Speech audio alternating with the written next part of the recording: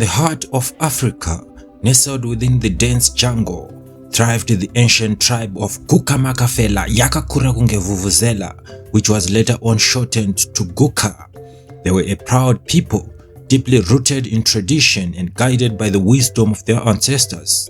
But among their customs, one stood out as both feared and revered: the taboo surrounding the twins. In the land of Guka, the birth of twins was seen as a curse, a dire omen foretelling misfortune and calamity. Legend had it that long ago, a pair of twins had brought great chaos and destruction upon the tribe, leaving a trail of sorrow in their wake. Since then, the mere mention of twins sent shivers down the spines of the Guka people. It was on a humid evening beneath the glow of the full moon that Nandi, a young woman of the Guka tribe, went into labor. As the village elders gathered around her, their faces edged with concern, Nandi's cries echoed through the thatched huts. With each painful contraction, the tension in the air thickened, for the unthinkable loomed on the horizon: twins. When the first cries of the newborns pierced through the night, the village fell silent, gripped by a collective dread.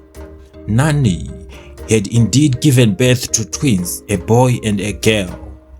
Their tiny forms swaddled in cloth. Whispers of despair spread like wildfire, and soon the village was abuzz with fear and uncertainty. According to tradition, the parents of the twins were to face a harrowing ordeal, the trial of the crocodile. Under the watchful gaze of the village elders, Nani and her husband Bere were led to the murky waters of the crocodile-infested river, accompanied by a procession of solemn-faced women. Among them walked the eldest women of the tribe, their faces withered with age and wisdom. They were the keepers of tradition, tasked with ensuring that the ancient laws of the Guka were upheld. As they marched in solemn procession, their presence cast a pall over the proceedings.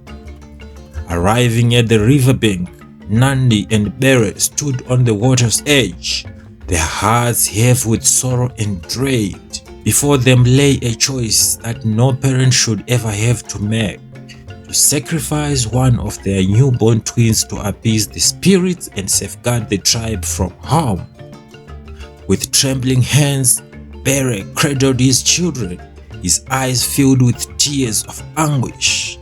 Beside him, Nandi clutched her baby's clothes, her heart torn between love and duty. In that moment of agonizing decision, the elders spoke with somber authority, urging them to act swiftly before the night grew darker. With a heavy heart, Bere stepped forward, his gaze fixed on the swirling waters below. In a solemn ritual that had been repeated for generations, he raised one of the infants high above his head, offering it as a sacrifice to the crocodile gods.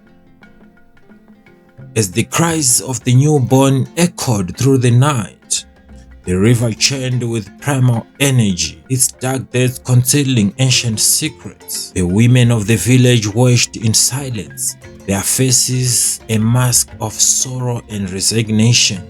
But just as Bere was about to release his grip, a voice pierced through the stillness, a voice filled with defiance and maternal love. It was Nandi, her eyes blazing with determination as she clung to her children with fierce resolve. In a moment of profound clarity, Nandi defined the ancient taboo, refusing to sacrifice her own flesh and blood on the altar of tradition. With a strength born of maternal instinct, she declared that no child should suffer for the sins of the past, that love should triumph over fear, and that the bond between the mother and the child was sacred above all else. Stunned by her courage, the elders of the tribe stood transfixed, their hearts moved by her words. In that pivotal moment, the ancient taboo was shattered, and a new era dawned for the people of GukamakafellayakakurakungeVuvuzela era, guided not by the fear and superstition, but by compassion and understanding. From that day forth, The birth of twins was no longer seen as a curse, but as a blessing, a testament to the resilience of the human spirit and the power of love to conquer even the darkest of shadows.